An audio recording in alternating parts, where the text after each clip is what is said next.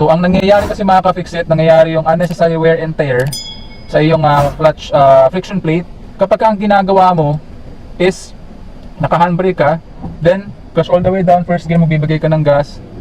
Ayan o. Magbibigay ka ng gas, then clutch to the biting point, tapos hindi mo agad ibinababa yung iyong handbrake, no?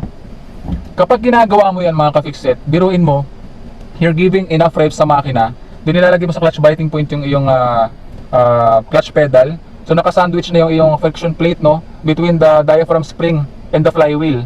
So umiikot na yung dalawa, yung diaphragm spring and flywheel. Si clutch friction plate hindi makaikot kasi pinipigilan mo, naka-handbrake ka. So stationary lang siya, so kumakaskas yun. Hanggang sa umabot na yung temperature ng 200 to 250 degrees Celsius, sobrang init na, no, masusunugan ka na ng clutch. Enough na yung 2 to 3 seconds, kagaya nga nasabi ko kanina, no, para makaarangkada ka ng maayos, no?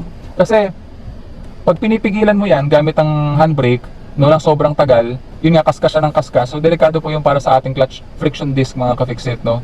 So involved din dito yung sinasabi ko kanina na anticipation, planning, and execution mga ka-fixit. Kasi when you're on up a hill at nakita mong umaarangkada na yung mga sasakyan na nasa unahan, mapaplano mo na yan sa sarili mo kung kailan mo dapat ilagay sa friction na zone or biting point yung iyong clutch at magbigay ka ng gas para mapakawalan mo yung iyong handbrake at the right moment.